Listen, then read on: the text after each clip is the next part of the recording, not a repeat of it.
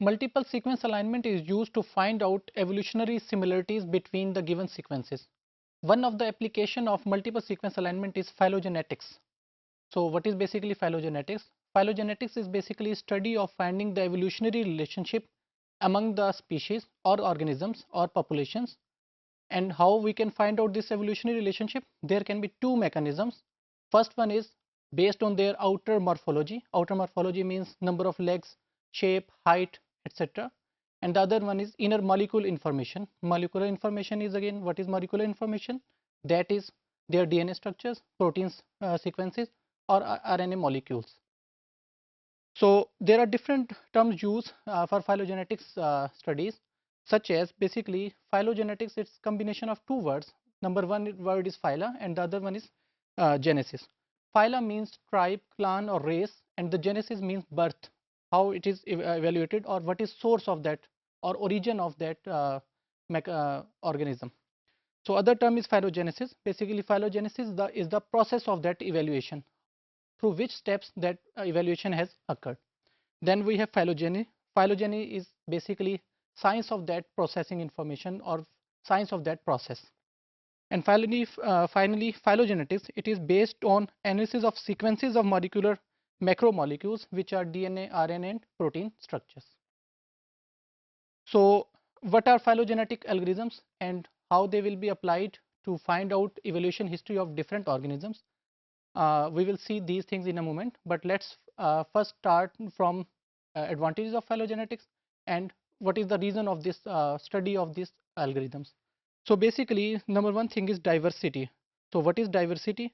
Diversity is basically uh, difference between individual species which has occurred due to some change in DNA or their molecular information.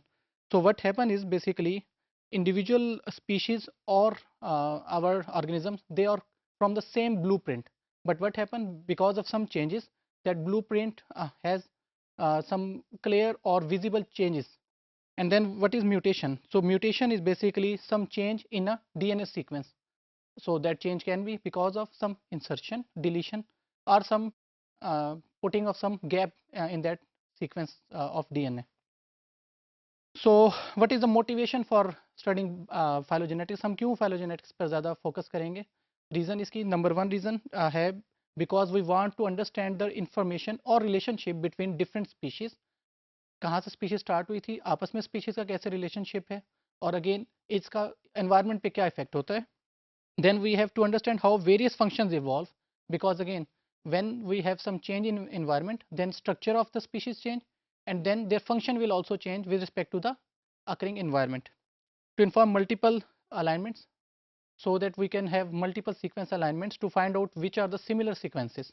Then we have its relationship with some other parts, such as in natural language processing we have a word used, stematics. Stematics means just words are from the same stem and then different words are produced, such as we have a word go, then we have going, and then we have got.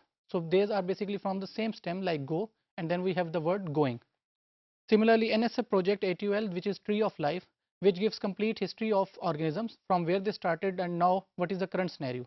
Again, this is an ongoing project. It is not a complete list of life, but whatever is invented, they have started putting that in that Tree of Life. So again, motivation wise, if we have complete information about organism, then we can make new vaccination, which would be to cure those viruses and to make new medicines. And then to find out what is the most important information in given sequences.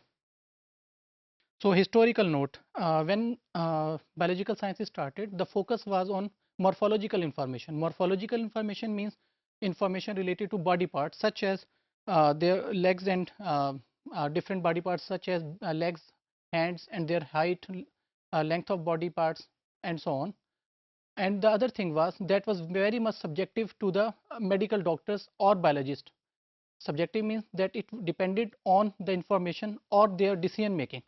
But now it is not subjective, it is objective. We have computational tools which decide if this species is part of which species, or whatever the information is common between different species and organisms.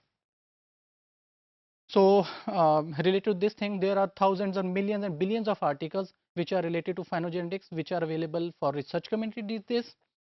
Then it is important for many biological aspects such as understanding of biological data and then classification of biological data, which is useful for further enhancements in biological domain.